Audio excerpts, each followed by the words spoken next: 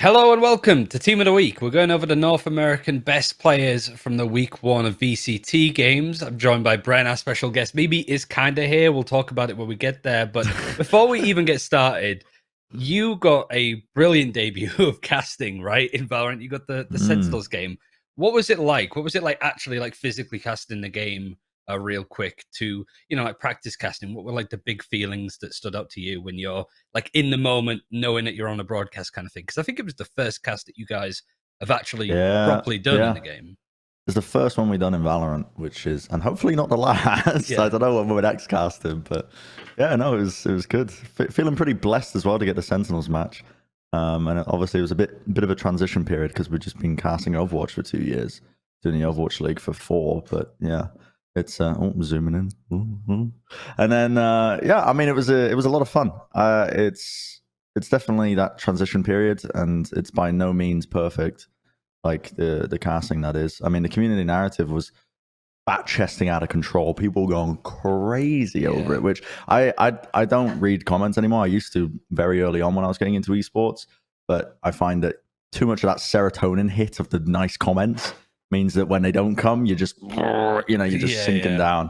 I think my favorite one was the fact that somebody was like, "Who are these casters? I'd never heard them before." The whole Reddit was like, "How? What? Hello? have you not seen like the appreciation threads on a international event basis for Plaid Chat?" It gets out of control. Yeah, I mean, it's not a bad position to be in. No, for sure. But we have our picks for different roles. We kind of like go over our nominations, I suppose, and then sort of between us deliberate on who should be making the proper team of the week. Mimi isn't quite here. I think she's casting tonight, but she did go ahead and send us her controller pick, starting with that. So yeah, this is what she had to offer us, is the best way to describe it. Hey guys, it's Mimi here. I'm on my favorite Valorant show, Team of the Week, where we talk about teams, and boy am I excited to be here. My picks. Let's start off strong with the controller role. For my controller, I picked Valen from the guard because honestly, if my camera would focus, he was really impressive in this event. I think his Astra play was sublime, doing really well to support the strong Duelist players on his team. He has really high clutch potential, and he's also just a young IGL that I think is really starting to form into this role in a big way. He has the support of MCE behind him as a coach, and I think on this guard squad we're seeing him develop into someone who can be a great leader and also a pretty young player who can just perform out of his mind. Do you know what this reminds me of? Do you remember the old CBBC show called Jeopardy? Not like the game show, but it was like the Scottish bagpackers in Australia that were looking for UFOs. And all of it was shot from like camcorders. Yeah, I do remember that. It was like the Blair Witch Project kind of thing, but a CBBC show. It was so weird. Anyway, yeah, Mimi, I apparently they get more and more casters to go on, so that's great. But she wanted to start with Valen. And I think the most unique thing, because I've done these with like tournaments in the past, like the qualifiers and bits and pieces like that. You have this like unique thing of like, you can have Valen have a superb series up against, who was it that they played? It was LG, I think it was. LG, yeah. But that wasn't like a super top opponent. Like if Valen plays that well against Sentinels, it's an easy given kind of like, all right, he should be on the list. But you have these like really unique, like Valen, who's there at LG, which I think people would consider on like the lower spectrum of the teams here. Or you could have somebody that maybe performed worse stats wise, but did it against a tougher opponent like Optic or Sentinels or those kind of things, right? But I think the Valen, this whole guard team looks insane, man. Like it's not fair how good they are in such a short space of time. Yeah, absolutely. No, I couldn't agree more. I think as well, it's kind of credit to his ability to perform as well. If it is a very one-sided game, because Valen is the IGL, I'm pretty sure, for the guard as well, where he's working with MCE as their coach, obviously. But I mean, that's his macro play of the game. It's him who's going to be making a lot of major calls that even allows you to dominate a team like that in the first place. Like not even looking at his individual mechanics and the timings he gets. So yeah, I mean, I actually really like this pick by Mimi. I probably would have gone with Valen, but I went with someone a little bit different. Yeah, who did you go for? I went with Xander as my controller for the week. And version 1 have been looking so good, man. They have been looking so good. I mean, this guy, I think he had a couple of nasty clutch plays as well in their match, in their series. But overall, this guy has just come in and improved version 1 to such a degree in such a short amount of time that it's astounding to me. I mean, it was both Xander and Cryocells. They played on what, Saw, I think? Yeah. Right? Yeah. And then they both joined different respective teams, like these tier 2 teams that just kind of couldn't quite break into the tier 1 of NA in 2021. And now they've made these radical improvements in such a short amount of time. But over this weekend, Xander's just a menace to society, man. The guy not only puts up incredible numbers in terms of his individual mechanics, he aims really well, he catches incredible timings, he's IGLing for them as well, which is just, you can see how it plays out with version 1. I think there was a statistic that somebody was pulling. I can't remember where I ended up reading it, but you can literally look it up on VLR, and it's the cast statistics for all the teams as well in each match. And version 1 are the highest when it comes to their cast, which is, I think, if you don't know what cast is, it's like kills, assists, survival percentage, and trades, I think. Yeah. And it's like a statistic that essentially the higher the percentage is from like 0 to 100, the higher the percentage, it's essentially a metric the more to you're involved, measure. Yeah, it's the measure. It's like a metric to measure how much your team is working together across the board, and they have some of the highest out of all the teams. Like version 1 are always on the same page as one another. The chemistry seems elite, and Xander has just unlocked something within this team that was missing for so long. He's made such astounding improvements. I guess the devil's advocate is sort of similar to the point beforehand, right? With the guard playing up against LG, where version 1 battered Pittsburgh Knights, right? Mm-hmm. I think that part of it could be just like, again, against a sort of weaker opponent in terms of NAVCT, but I don't think Knights are a bad team. Knights were made to look a lot worse than they typically were because version 1 played it so well and so clean. Like you even sort of had like Ziff trying to use a lot of the Sage plays, especially on Ascent, where I think Pittsburgh Knights were not beaten at all this year and played it like 20 odd times or something like that. And version 1 just come in and absolutely slam them. Like it's kind of crazy. And it's that's surprising. Like, sure, you can sort of look at Xander and Penny and go, they're up against like a worse opponent. It's not like it's a top echelon team in North America or even a tier 1 team. But how version 1 did it was the surprising thing. Yeah, I mean, and to your point as well, like Knights are not a bad team. I think people right now think of Knights as the worst team in the event. I've seen a lot of those narratives going around, but I think they've just been made to look like the worst team in the event because version 1 are just smashing everybody. We really don't know what the skill ceiling of version 1 as a team is, and a large portion of it is to Xander, so that's why I made him my controller of the week. Yeah, my nomination, I feel like statistically probably has it stacked up as well as the others, but the whole point, I think, is sort of similar because we've all gone for IGLs in this role, which is nice to talk about how good NA IGLs are nowadays because, like, there wasn't that many of them to begin with. The main man himself, like Vanity, I think that, up against some of the stats, like I think he had a lower ACS than both, like Xander and stuff like that, but I think that the 100 Thieves game, again, people are sort of going like, oh yeah, this 100 Thieves looks trash. I'm like, no, they actually looked really good. I think that Vanity had a lot of calls. It was a very different and unique composition that they played over on Split with a double Sentinel. If you're playing like that on a map like Split, you need to have good mid-round calls. There was constant resetting, constant updates. And even him personally, he was playing the way that we sort of expect him to. The ratty positions, playing in on site to stop a plant going down. I think that the 100 Thieves game, the impact that was felt from him and his calling and the way that he plays these agents might not look good statistically or might even not look good when you're physically watching it, but the whole like context of how he performed against a 100 Thieves team that was constantly trying to up the pace. Like Asuna wanted to constantly try and push like A ramps on Split, but there was always like a slow, there was always like a grav in place. Like Vanity had Asuna's card the whole series, and that is not an easy thing to do by any stretch. No, for sure. Yeah, he's a very selfless player as well. He puts his team ahead of himself in terms of like just economical buys, which I think does play a part in having lower numbers as well. I don't think the weird thing is as well, because all of the focus is on 100 Thieves in that match, that we'll see with Cloud9, because I think people kind of just gave Cloud9 a bit of a pass as well, where they were making a ton of mistakes in their series, in that series in particular. But I completely agree with you. I think Vanity's a fantastic player. The guy's got a great mind for the game, and his even back in LCQ, man. I mean, I don't know. It was just magic to watch that team work around the map, and the calling and the mid-round adaptations and the perfect reads of the opponents. Is a fantastic player. Yeah, Cloud9 Exit next week is going to be like that's going to be insane. Yeah, it's going to be so much good fun to watch. The problem is usually with this, it's like because there's 3 of us, it's just a majority vote on who should get it. Really, I lean it more towards you because you are the guest overall. Like you can stay with your pick, but are you not so much deterred away from your choice, but of the others maybe? Did Mimi make a good case, for example, for Valen or me with Vanity? Yeah, I think in Vanity's case, it's interesting. I don't know. I was a really big fan of Xander, but I think he has a lot of parallels to Valen as a player, where they both try to find timings, and they're both sometimes they put themselves in harm's way, which is not normal for controller players.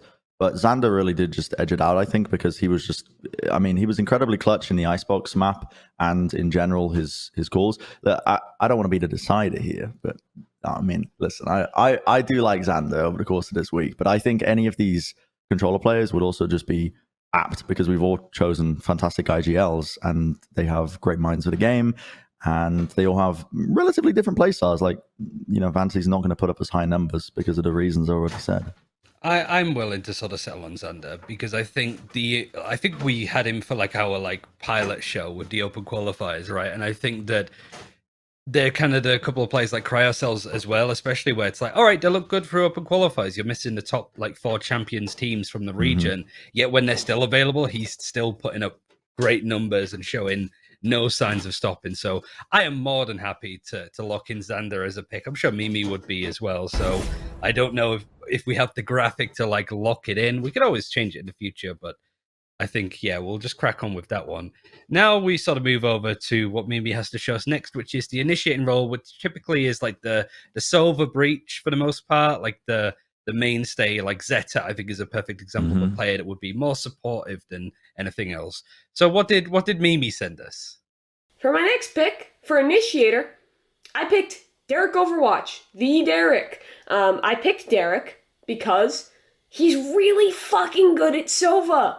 His utility usage, I think, is absolutely fantastic. He has a lot of discipline while playing the role. I think especially of the rounds where he's like anchoring back B site on Ascent as that Sova. As an individual, well, sure, the mechanics are pretty similar for players at a high level, but everything is so thought out. Every single movement, every single shot, it's just so precisely played.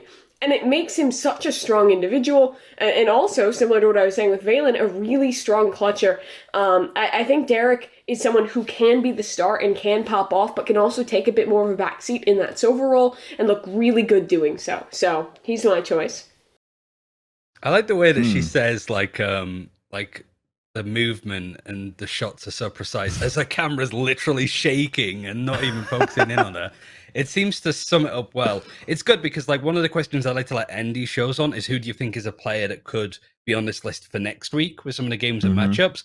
I feel good because I said Derek. I was like, yeah, I feel like Rise, despite them looking pretty awkward from the open qualifiers, like the first ones where they just got battered in both their qualifying games, I still sort of expect him to have that rise up, and it was that. I don't think people, especially with how rough Rise looked going through the qualifiers, I don't think anybody really gave them a shot beating Optic. No, I mean, not many people did. I said as a hot take on Platchat that I didn't think, I said that there's a chance that MV and 100 Thieves don't make it out of groups. But it was an outlandish take. Like, no, that's a take that should have just been scorned at the beginning. And then actually we're now on the path where, you know, obviously now Optic losing their first match to Rise. Not many people anticipate it. Derek is mad consistent as a player. He is super consistent. Even in the open quals, this guy was performing so well across the board. I think I really just can't fault this pick at all. I mean, I kind of trolled my pick with the Initiators. I misunderstood the task. I misunderstood it because you know the Initiator is going to be mainly going to be a player who's playing Sova and maybe Breach and you know maybe Sky as well, flexing like that. I went with I believe I put down Zelsis as mine. But yeah, I kind of trolled with it. Good Initiator there on the right hand side, isn't it? Yeah, I mean, he's not really. I mean, he plays KO, and the way I walked into this, I was like, okay, I'll just put down someone I thought who played the Initiator role really well over the weekend, and Zelsis was that player. Because this guy, most people when they play KO is a agent that is very self-empowering. If you're a kind of selfish player and you love to use your utility for yourself to make some plays, KO is perfect for you. You can pop flash out, you can play off your own knife, you can play off your own flashes, you can nade to stop pushes and whatnot. You're essentially a one-man wrecking ball packed into KO. Yeah. But Zelsis was playing it in such a supportive role. This guy was doing some crazy shit. Again, a testament to version 1's teamwork and chemistry, but he was setting up his team with so many pop flash plays, little set plays, little in the moment plays that was like improvised. You could tell it was improvised because there's no way you're practicing your enemy teams using a cosmic divide to block off spawn and you 3-2-1 flashing through. It's not something you practice, but he was cooking up stuff on the fly that was assisting his team so much. And still, you got those sprinkles of individuality where he just pops off and he can use that flash for himself to make a little solo play every now and then. But it wasn't too much. It was mainly centered around the team play. And I was so impressed with this guy over the weekend. He really does look immense when he's playing that, but unfortunately I misunderstood the entire task, and he's not really the Initiator player for the team. I guess he is because he's playing KO, but he plays Sage as well. I don't know. But I think the fact that Zelsis plays stuff like Killjoy and stuff as well means that, like, if he was put onto a Silver or a Breach, he'd be able to do it. Maybe if there was another map in that night series, we might have seen it, or maybe he's waiting for the meta where Silver just gets deleted from the game and suddenly we start referring to KO as that, like, main role on the team. I mean, they play Effie's right with him, like on the Sova, so he's kind of, he is just fulfilling the flex role. I cocked up the task. It's like bridging the gap. I should have put him. Yeah, I should have put him in the flex role, but I've got. I mean, we'll get to that point about my flex role as well. I'm excited for it. For mine, I went for Trent. Like, again, I was sort of feeling with the whole thing of like the guard, like, against LG, it was fairly straightforward. Watched it at the hotel, or tried to, because the internet is so trash in Germany. It wasn't even worth it in some cases. However, from like certainly rewatching the Haven game again, like just to be like, am I sure on Trent? What do I think? I think it was like round 3 where he was executing onto the B site. They lost a lot of players on the execute. Trent was still like in the plant spot on B. And he just waits. He stops. Like, he's holding on the angle for, like, C connector because Valen goes on a flank through C long to, like, wrap in from behind. And considering how young this guy is, to have the discipline to listen to that call, as, you know, you're in, like, the war zone. Like, people are dying around you. You're stood on, with the spike on the plant spot, and your IGL says stop. Most young players, I think, either go for a peek and try and get a kill or try and plant the spike. He just holds that angle. Like, the discipline that comes out from him. And he also reminds me a lot of Leo from Guild, where his timings of utility are so good and so unique. It is incredibly hard to play up against him. Even when he just throws a recon dart to the back of the site, it'll still catch somebody because they're either like, surely he's used his recon dart by now, because he'd use it at the start of the round. But no, he saved it for 15 seconds, then uses it later on, and it constantly catches people by surprise. Not to mention, he can play Breach when he needs to, but like, it is amazing to see that Trent is the real deal. And considering that I was a bit, not critical, but I was like, yeah, for the qualifiers, it looked good, but I don't expect he's going to have the same success going into VCT depending on who he's playing. And yeah, sure, it's LG, but he still played phenomenally. No, for sure. I think this guy's got it all. He's like a complete package in terms of just intelligence as a player individually and the mechanical ability. The guy's a demon. Like, I've never seen so many clutch Vandal spray transfers from one player, and he seemingly came out of nowhere as well. Yeah, I don't disagree with this point. My only question mark for him is like how he's going to be performing against the better teams as the matches go on. Yeah, against the top teams. Who is it at the guard of next week? They have 100 Thieves. 100 Thieves. That's going to be a really interesting test. A really interesting test. But yeah, outside of that, I mean, I don't fault it at all. This guy was a menace on the server this week. He was an absolute menace because he's just that 1-2 punch. Like, there's nothing scarier than a team having an initiator player that can also have those clutch moments and those big fragging potential moments as well. Because normally you're anticipating that to be, hit number 1 coming from the Duelist, punch number 2 coming from the flex player, and the initiator is just usually there to support them. But Trent just packs so much firepower in his own play that he's just a menace. He's a menace on the battlefield, man. Yeah, I'm excited to see how he gets like molded as he matures as well, because it sort of reminds me of like Ardis when he was on G2, like the early days of just that perfect right in the center of the spectrum between insane game sense and insane skill. Saying that, seeing as the brief was kind of missed with you with your choice, I think we have 2 choices for like yeah, that you have 2 Sentinel choices. Who would it be, like Derek OW or our boy Trent? I'll let you decide because you don't have a horse in this race anymore. I guess I am the decider. I don't want to be the decider though because I like both of the picks. I am a big Derek fan though. I'm going to go with Derek fan purely because of my own personal biases. And I think an Optic win. I guess seen as like we have a second, I don't think anybody's got an Optic player on their list. Like, are you concerned? Because you were on the desk as well. Like, were you a bit sort of concerned with what you saw from Optic? It was the game that I missed. I will put a big disclosure. I'm mad concerned of Optic because what they showcased was that when the going gets rough, they lean on their old stuff, and all the new stuff they brought out wasn't well thought out. Putting Ye on Chamber, incredibly limiting for him. Ye is such an active player. He loves to jump around the map. Wasn't able to do it. He was tethered to areas of the map because he's playing Chamber when this is the bind map.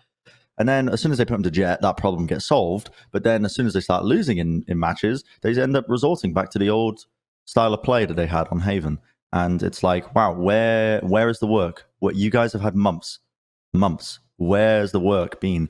And I mean, if this loss isn't a wake-up call, I don't know what is. But I think it might just be par for the course for this Optic squad if Ye is putting up unreal numbers and they're still not able to take wins against a Rise that, I'm not going to lie, Rise weren't looking 100% in that match. Yeah. They weren't looking like NALCQ form. They're not up to that point yet. They showed many glimmers of it and way more consistency compared to the last few games that they played, but they still weren't 100%. And the fact that the Optic lost is not a good sign, I think, at all. Yeah, I'd definitely be, especially with like seeing like G2 do poorly and stuff from other qualifiers. I do chalk it up to just being the first official of the year. But yeah, their series against NRG next week is so, I feel like it's a must win. I think for them to actually make playoffs, it's a must win because it doesn't get easier from there because you have Sentinels, you've got version 1.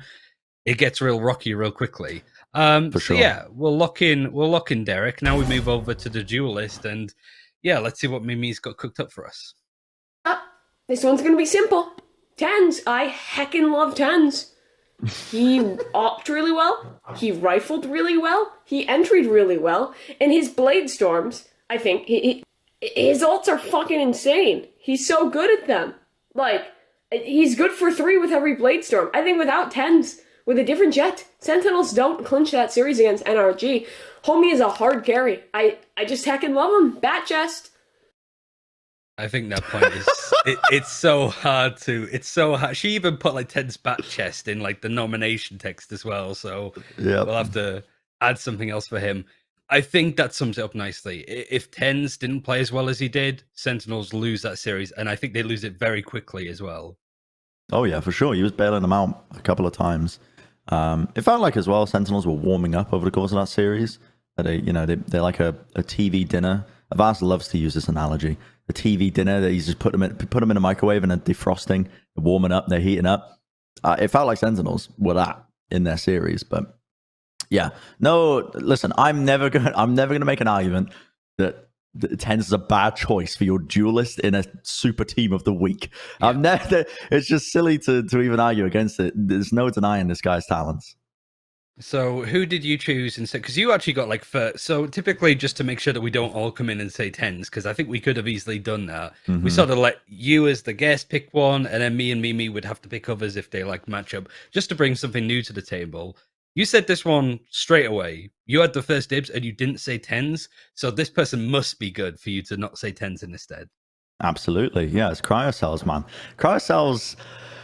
Oh god, where do I even begin with this guy? Because he's a demon on the battlefield, man. I And think he's going to be on this show a lot. I feel you saw him start to relax a little bit and get into the game when it was bind, when it got into map 2, and he was just straight disrespecting EG. It was filthy, the kind of stuff that he was pulling off, man. I mean, 184 average ADR over that series. I think map 1 was like roughly 150-ish, and in map 2 I think he was like punching 220-ish in terms of average damage per round, because yeah, he just got unleashed in bind, and you could start to feel the confidence flowing a little bit. And yeah, it just, you could feel the EG's play just started clamming up, and they started grouping up, and they started some of the components of their composition that they were playing. You know, they were playing the double initiator with the raise, a lot of tools that you can use to take map control, extremity control.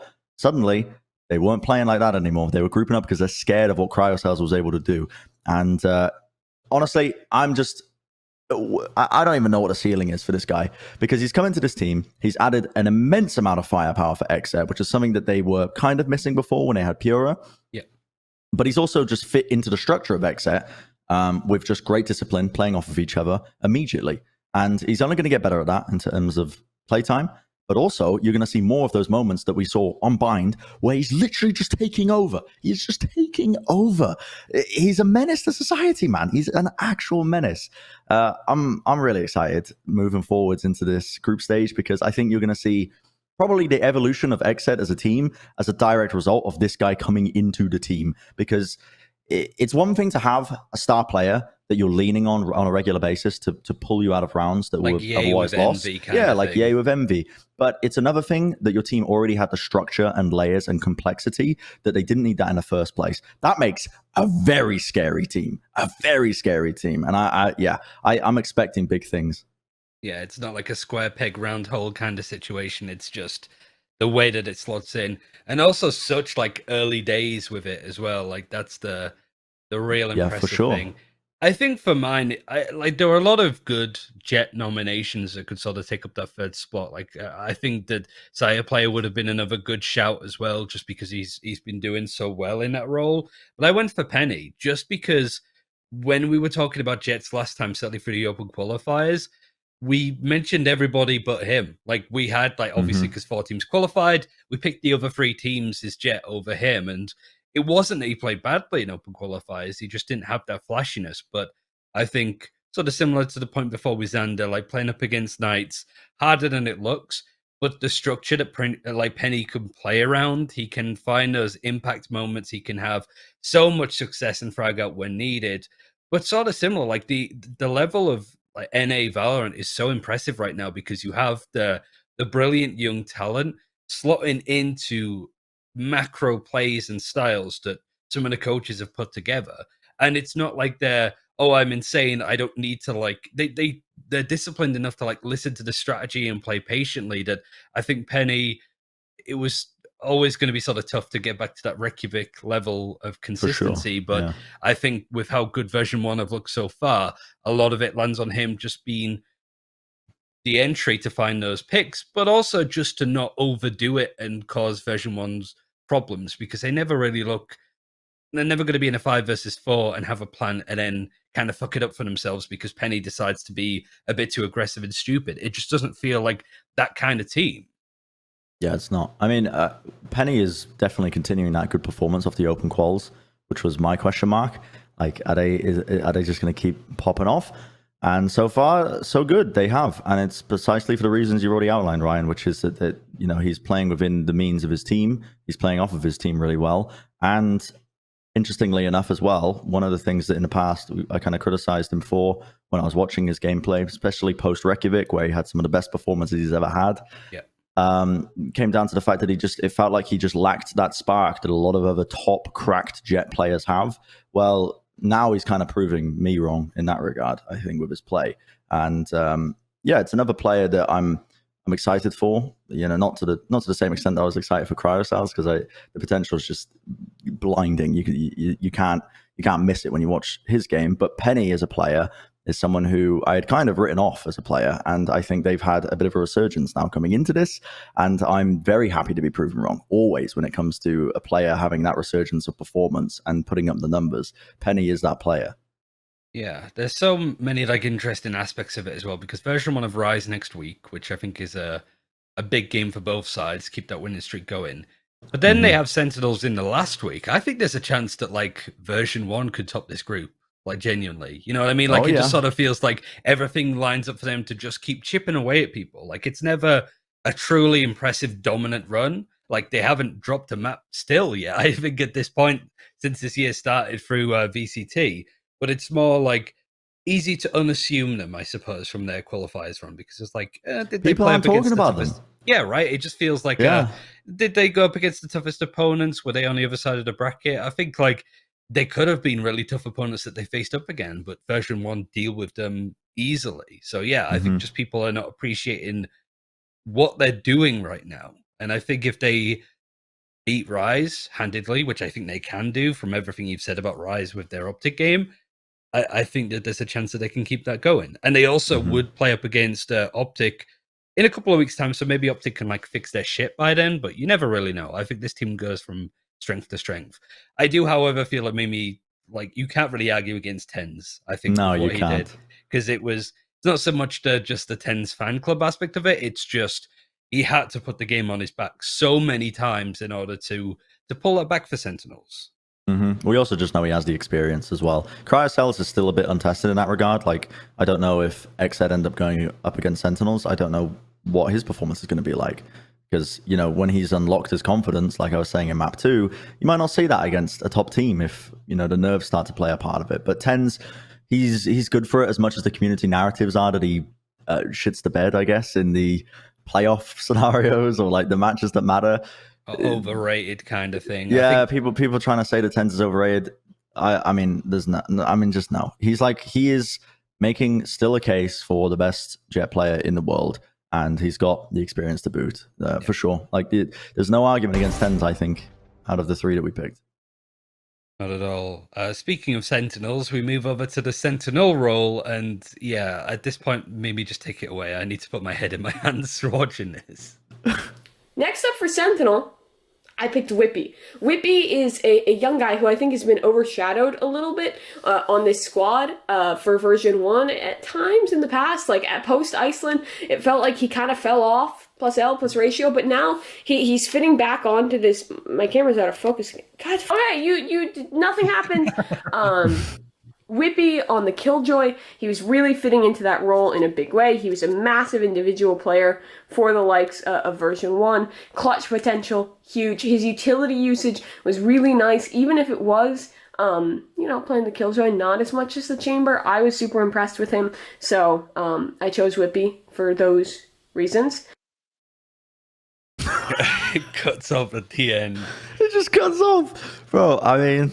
Whippy is a great player. Definitely fell not to the wayside. I suppose that's not really the term I would use, but in terms of when I was looking at version 1's play, it wasn't the focal point for me. But considering how dominant version 1 looked, I mean, the numbers he's putting up, I mean, what in the Lord's name is that over the course of that series? 1.16 kills per round as a Sentinels player is kind of unheard of, to be honest. It's kind of unheard of. I think that's the highest ACS that we've had so far as well. And I want version 1 to not only do well, but for Whippy to be at these events.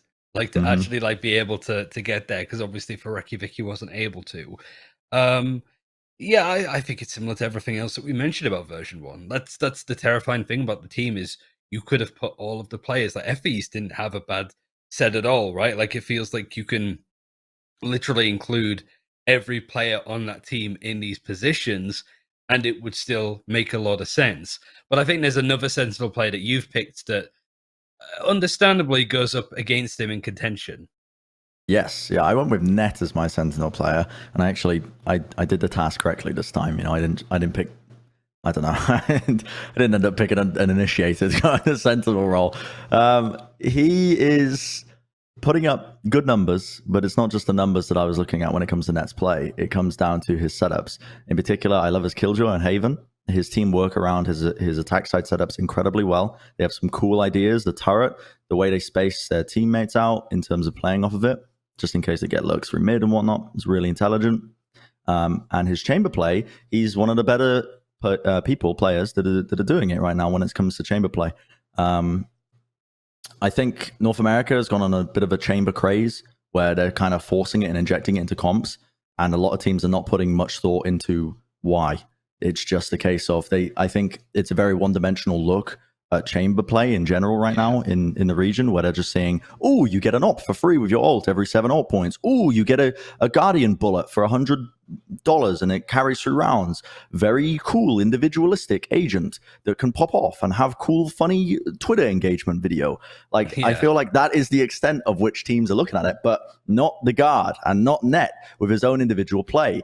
It's a lot more well thought out. It's the teleports being used to take extremity control and being set up in advanced positions. It's thinking ahead with his trademark placement as well, and thinking ahead with his own teleport placement, so he's not getting caught out of position. If I have to watch another chamber player, and I'm not going to name any names, but I'm pretty sure you can all think of them off the top of your heads, who is panic placing their teleport and they don't think about it, and then they remove their teleport because something else is going on, and they're like, oh no, my teleport's off for 20 seconds now, it's off cooldown. It's like, these guys are clearly not well versed in it, and they are picking it because they think that they can get individualistic value. That's not the way Net plays. Net plays as a team.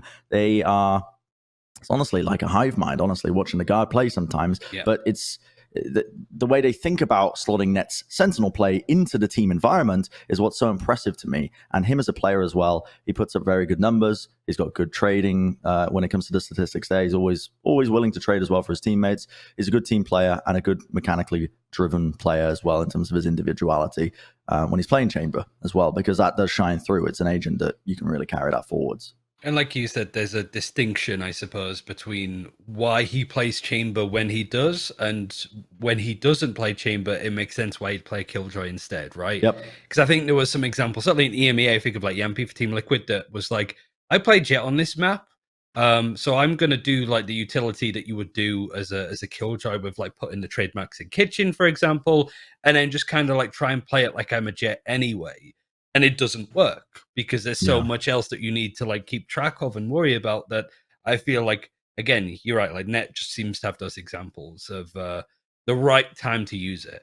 For me, again, statistically, not really up there, but I think that if he didn't have the kind of rounds that have impact, there is a chance that C9 could have lost. Because I think the Mitch, even during the broadcast, I'm pretty sure that that Riv said, like, why is this guy not talked about more? Because, statistically, probably the lowest out of everybody that we've highlighted. He'd had half the ACS, as what we were talking about beforehand with, who was it that had 300 ACS? It was Whippy, wasn't it? Whippy, yeah. But I think that a lot of it was just playing on a B site when 100 Thieves were mostly going like A. He was mostly playing around the overall idea and strategy, which is don't try and fight Asuna head on, like back up, play with Zeta, play for the utility to take the space. Certainly on Split, like the way that they were using Chamber and Killjoy utility in tandem to take map control was really, really nice. And credit to 100 Thieves that were starting to break that puzzle as the half was going on. They were just probably going to be pissed off that it took them that long to work it out, and then they switched sides, right? But even on the attack, like Mitch being able to like play high contact and lurk into B, rounds where I can't remember what round number it was. He had a frenzy and he gets a 2K to get in onto the B side. I do remember that. Yeah, and it was like ridiculous. It was just finding those kind of like timings in the way, and it's because Asuna is over on like the B column. He like shallowly checks B main, and Mitch is so on the right hand side. He manages to sneak by and run with it. Like, not many people could do that, like especially with lurking on a map like Split. The fact that Mitch is able to do it and it's so nonchalant, I think that, is he going to qualify over Net and Whippy considering the stats? Probably not, but I did think that it was worthwhile to give him a nomination because he played a pivotal role when it mattered, and he doesn't get talked about enough. Even thinking back to champs, Mitch had a really good series. He really doesn't. No, I completely agree with that point. He's one of those players. I mean, he's I mean, correct me if I'm wrong, he's like one of the only remnants from that old Cloud9 squad when TENZ was playing, right? Last one left. He's the last one left. He's made it all the way through here. There's a reason for that. And it's just his consistency in his play. I mean, yeah, the numbers don't really support it here, but it's not necessarily the numbers. Particularly when you're playing a role like Sentinel or Controller or whatever, the more supportive roles where you're not going to be the ones putting up the huge amounts of damage, getting all the kills, whatever. Sometimes the more important aspect is right place, right time, and creating those vital opportunities at the right moments. Like you were saying, the lurks through split.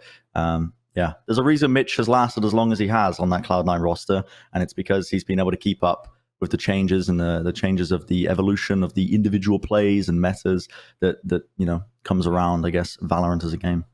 I think for the choice of who would be for the Sentinels, I always sort of thought this as well. It would take a lot for a player to be on the same list 2 times in a row, but I think Net justifies that. Like, because it feels like the dawn of something. Do you remember like watching like early Gambit where people were looking at Nats and go like, oh, some of the stuff he does is cool. I'm not saying the Net is going to be like Nat's level of play. There's potential there, but you sort of watch him and go, there's something like about this. And I think it's like you said, it's the wise up to Killjoy. No doubt you could play Cypher, but I don't think playing Cypher is really that worthwhile unless you are like Nats on that agent. But that idea of knowing when to play the Chamber, when to play the Killjoy, and having it feel so synonymous, and him having a playstyle to match either side of it, I think is justifiable for him. Despite the guard maybe not having the biggest opponent this week, you cannot take away that Net is an insane talent, and you're looking at him for the rest of the year to really come alive. Yeah, no, I agree. I also would be happy with Whippy. I really don't mind at all which one we go for, but yeah, I'll go with Ned again because he ended up making the roster last week. So yeah, I'm not gonna sing his praises anymore. Everybody shouted his name from the mountaintops, so I'm happy with the Net pick. I think Whippy has a lot more to show, and I think that Rise series, certainly against like Poised, I thought Poised played all right considering. Like he still feels like he's sort of adjusting, and he had to play like 3 different agents in all. The full best and of 3. And he's IGLing as well. Yeah, right. So like that's a lot more in his weight. So that's a matchup in that series that I think is the most interesting. But now we have the Flex. This one is probably the more exciting one when it comes to some of the players that we've seen this week. So I'm curious on what Mimi's gone for. Finally, is my Flex. I have Zeppa. And Zeppa can play a fuck ton of roles. He's good on the secondary Duelist, but his KO is really what impresses me. He was kind of the first guy to be implementing the KO and to be doing really well at it. And, he's still performing to the way that he enables the Leaf and plays that entry duo. I think if my hypothetical team was to come to fruition, Zeppa and TENZ would be so sick together. Right? Being able to have that KO that is constantly supported for that Jet, but also, the man comes from the Counter-Strike Global Offensive. He's really good at the flashes. He's really good at getting aggressive, but in a controlled way. He has a lot of peel potential, which I think can be tough, especially for people picking up the KO role, maybe that are more used to playing a Skye or a different Duelist that has a lot more peel and has a bit more safety. I've never seen that wind-up time with him. I think Zeppa is one of the best KOs we have right now in North America, and it is a role that is becoming ever more important. I'm getting anxiety watching Mimi's perspective. It's shaking around so much. The cam's just going, whoa! Just shaking around all over the place. I don't get like how bad her nerves are for her to be shaking that much. I mean, doing it on purpose at this point. She's a walking shit post. Have you seen her Twitter? Yeah. It's got to be intentional. She's just, whoa, it's going out of focus. I don't know. I love Mimi. She's very funny. And I love a pick as well. Pick. Yeah, he is like the grandfather of KO play, and so the fact that we're seeing more teams lean into that, it just adds so much more like stock to this team. And I also think that despite Leaf having a really good series today, like Zeppa outshone him this time and this week against 100 Thieves. Yeah. He's, like you said, the grandfather of KO play. I've become a huge fan of just good KO play in general because I think, ever since they buffed his flashes, he adds a ton of just not only wrenches in terms of the game plans that teams have to deal with because of his knife suppressing, but also just, like I said, the individuality that comes out. But yeah, Zeppa was one of the OGs that does it. And he has this perfect blend of individuality where he can put up really big numbers, he can pop flash for himself, he supports himself, he sets himself up, and also he's in the right place at the right time for his team. And yeah, he did shine this time around. 1 kill per round as well when you're playing that KO mainly. I mean, that is very, very impressive. It's not numbers that you would really expect too much from that role, but yeah, it's the guy's a savage. Yeah, the raise was really good as well. Like how fucking fast is he? Like especially on the defense, he's just every time it felt like 100 Thieves pushed up like AE Heaven. It's like there's Zeppa, and then they'd reset and go to be male, and there's Zeppa. He would literally like double satchel through spawn to get to places. They had amazing reads on as well when to use the nade to essentially offset the aggression and essentially reset it. Like 100 Thieves would use so much utility to get into an area of the map. I think it was like B Heaven on Split. It was like the case over and over and over again. They would spend everything getting into mid, everything getting into B Heaven, and it would just be one nade, one stun, or like one nade, one pull, and you've used all utility and you've got no map control again because it was perfect placement and perfect timing. Yeah, and some of the time it was off an alarm bot, but the majority of it was just off his own instinct. I feel like he would peek and see stuff, but he was throwing grenades and getting the timing so well, and I'm like rewatching it, like what gave him? Was it just like a sound? Was it a step? Like his reaction time on it is so good. And I think it must be great for like Vanity, who, because of how quickly 100 Thieves can move around the map, he was putting all 5 of his stars down like at the start, right? So like the fact that you have not only the Breach, who's very good at stalling out and doing that thing, but the Raze getting the kills, doing all of the cool stuff that you want your Duelist to do, but also saving the utility to clear certain spots like mid and stuff like that with a boom bot. It's just exceptional utility use. Like he is, for my money, like the best CS player that has moved across from like the NA side and like come into Valorant. Like him and Ethan, I'm a big fan of like how Ethan plays, but Zeppa, considering he's been in the game for such a shorter amount of time than everybody else, the impact that he's had on the game is frankly ridiculous. But who have you got in this role? I decided to go with Neptune for my flex pick. So it's kind of fulfilling the exact same role, honestly, in terms of that KO being played and also the raise every now and then. Yeah, the KO play in general, I think, was the thing that set apart Rise in their match against Optic. It was a huge part of them being able to catch them unaware. One of the big things that hurt Optic, former Envy, when they were playing in Champs, was getting caught by the trap plays of the minor region teams. They were not prepared for that at all. You remember the Breach play on like Haven, I think it was, where they were getting caught around corners. They were trying to push like A long or whatever, and getting like caught in like the stun and the flashes, and then 2 players would peek at the same time. Saw glimpses of that with Neptune's play against them because they just seemed unaware of the possibility. But it wasn't just that. It was the fact that Neptune as well, there's like this kind of level, I think, from like 1 to 10 in terms of how much you play your KO utility for yourself, like very selfishly. Some players do that. There's players like Tex I think of when I think of those players who really do play a lot of the times for themselves, maybe a little bit to set up SOM on NRG. And there's players who are very supportive, like Zelsis. Neptune is leaning a little bit more towards the selfish direction, but he's not afraid every now and then, he'll toss a flash for his teammates, or they'll have an idea, they'll set it up really well, and you'll see that come through. And the knives as well are so important.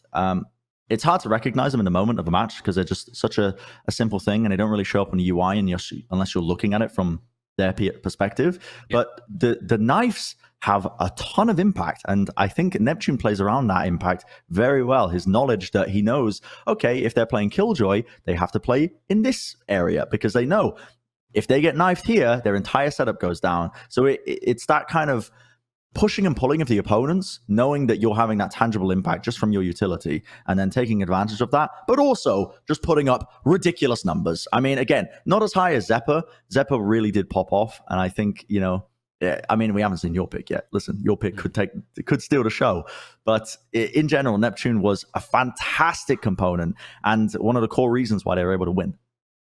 Plus 14 differential on that final map. I think that's the best part of it, right? It's just that he got better as the series went on. And those kind of impact plays are important. Mine, I feel, is a bit like that. I hope people don't think I'm like trolling in a sense, because this guy had an atrocious first map, and that's sick. Sentinel's sick because his Astra, on Fracture was a nightmare. However, I think that this guy, like thinking back to Champs, there was this whole like discourse about his Sky and him saying like, I don't know why people are saying that my Sky's rough. I've been working on it and practicing it. And I was sat there feeling like, I feel like you're missing the point. Like it's that everybody else is moving away to play more KO and other stuff instead of the Sky.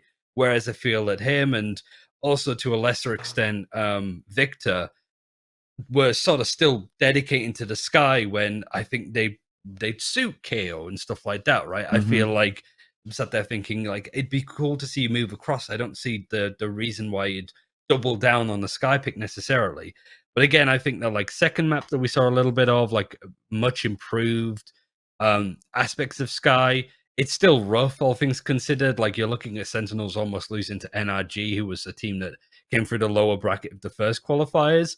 But I do think that like the response from him personally to sort of come up and play a bit better and then sort of run a bit more Riot, TENZ level of Riot when it comes to that final map unbind on the Rays.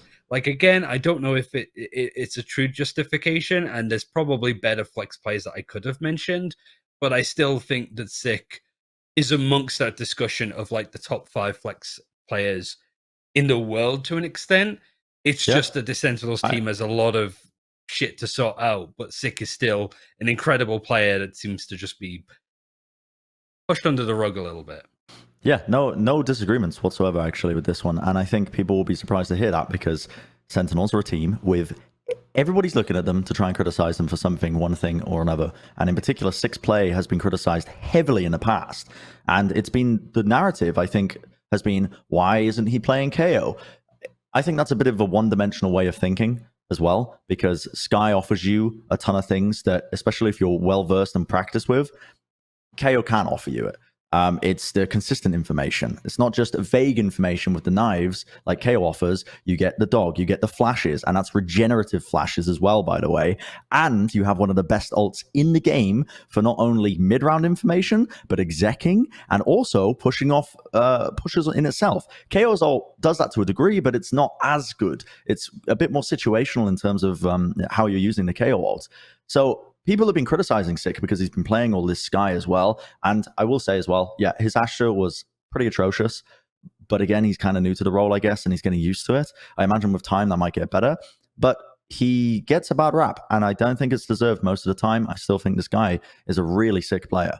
Yeah, he's got like a lot to work on, and also it's very dependent on what the map pool would be. For example, if we see more of his Sage even on maps like Split and Icebox, those kind of things.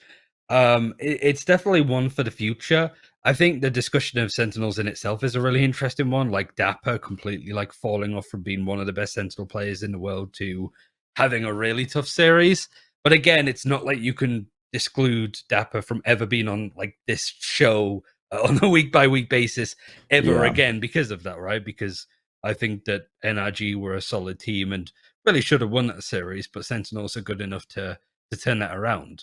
And also they've been honest, like they wanted to crack a little earlier, but they've only got around to it recently. So I can understand that, and the expectations on these guys' shoulders to boot. Yeah, I'm personally a fan of Mimi's pick of Zephyr in terms of this flex pick. I don't know about you, Ryan, but yeah, I think like somebody from C9 needs to be on this list. I'll definitely argue for that. Yeah. Like, I think that the way that they were able to look so convincing against 100 Thieves, despite 100 Thieves showing a lot of promise with their squad, Baby J especially, I thought he looked ridiculous. Like, I thought he looked great on this squad, like with where he was finding space and what he was doing. Yeah, I'm happy to lean on the Zephyr pick. I think Neptune, I'm excited to see what more he could do, but like Zephyr is looking to be such a pivotal player for the rest of the year, the stage, but most certainly like this week. So that does mean that our full team of the week this time would be, if I go from the roles, so Sentinel, we have Net twice in a row. I think that's deserved. Controller, Xander. The Initiator, the main sort of Silver Breach, is Derek. The Flex is Zephyr. And the Duelist is TENZ. I think the majority of those are from like Mimi's picks, but like, yeah, we wanted to give her the space and time, considering she's not here to record her monologues and stuff. Are there any other players that you feel would be worth chatting about that we haven't mentioned at all or even nominated? Are there any other players that you think are worth a nod to? I'm trying to think. I mean, Zekken, I don't think we mentioned, did we? No, It's no. part of like the flex players. Zekken had a really good series, but again, this guy is. We know how good he is. It goes without saying. I think Def as well as a player in terms of his Astra play is always worth talking about with X8. I'm a big fan of the X8 guys. I'm really looking forward to seeing how far they'll go. And for NRG, we didn't really talk about NRG too much as well, but Tex as a player is very interesting to me because he is really just he does act as that big 1-2 punch for NRG. Like the main spear, the spearhead of this team is going to be Som always, and they set him up to succeed. But Tex is, I don't know. He's a very interesting player in terms of how he plays his roles because he does use his utility from himself a lot, but he gets value out of it. So I can't even fault it at times. And I'm curious as to whether or not that playstyle will continue or whether it will falter to the wayside for people like Zelsis who are playing it a bit more supportive and trying to work and weave their utility into their team's general idea of how they want to play around. Yeah, the fact that you could mention all of the NRG players, it feels like, as a nomination despite them losing, I think kind of like says it all. I don't think you can really do the same for Optic. I don't think you could do it for like Knights or LG or EG in the same way. But I mean, yeah, I would put in contention still, despite always, the chamber stuff because of his jet play. I mean, there's a ton of players we could pick, but I'm happy with our team. I think if this squad entered VCT, I'd be like, okay, they're winning it all. We have some big matchups next week, Except versus Cloud9, 100 Thieves versus the Guard, Rise version 1, NRG Optic.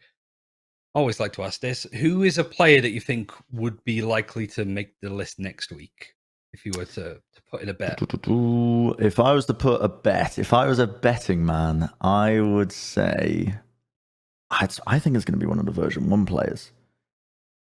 I mean, Xander, I think, has a pretty good case for it, honestly, because Rise, I think, are still trying to work up to the level of which the peaks that they've reached before. And version 1 as a team, I want to see how far they're going to go. But in my mind, I'm seeing this team going almost all the way to the tippity top of their group. And I think that just might get amplified even more. Like we were saying earlier how people aren't talking about version 1 as much. Yeah. And it's kind of like not on people's radars. I think that'll be a match where eventually now people will start to recognize it. And now it'll start to be on the radar a lot more. Another worthwhile mention, I suppose, would be TENZ because they're playing against Knights. If Knights do end up being one of the weaker teams in there, it might be an opportunity for TENZ to run wild and just put up ridiculous numbers. So you might just see him being nominated anyway. Yeah, just a lot of the Sentinel players to like up those numbers and get their confidence back. Mm-hmm. I'm definitely looking at the XC9 series. I think Aaron could be a real pivotal player, considering like he's also moving over to that Sentinel role. He might have Aaron's to an play interesting player, man. Yeah, he's a really intriguing player because he's very, for lack of a better word, he's very cheesy in terms of his play. He likes to use every little mechanic to his advantage, but he's a support player at the end of the day. Yeah. So it's like, he's the one who's abusing the Spectre and running and gunning sideways. He's the one who's jiggling up his movement every now and then. Yeah, for sure. It should be like some of the games next week are going to be great. But thank you very much for joining us. You are on the broadcast now, which is great to see. So, like, where can people find you? What you're doing with Plat Chat? You're also streaming a lot. Like, you're doing pretty much everything. So, where can people find more from you? Yeah, I'm doing it all. I mean, yeah, thanks for having me as well, I will say. It was a joy. I'm always a big fan of participating in. It's a very cool idea as well that you guys have got with putting all the team players together. But yeah, I stream on Twitch, just twitch.tv/Bren. I'm on Plat Chat, Overwatch, and Plat Chat Valorant as well. Valorant's the more applicable one in this case, which is the regular podcast that we release. Yes, I'm on the VCTNA broadcast now as well, mainly doing desk work, I think, over the next few weeks. So that's probably where you'll see me. It's good fun to watch. Yeah, and Mimi's, I'll put her stuff below despite her not being here. But thanks for watching. Any feedback and all that stuff, if you watched it till the end, put it in the comments below. Let us know what you think. And yeah, keep an eye out for the EMEA episode, which should be some point in the future for all 5 of you that's interested in the EMEA scene. So thanks for watching. Bye. See you soon. Okay, that's my picks for Team of the Week. Yeah. Woo!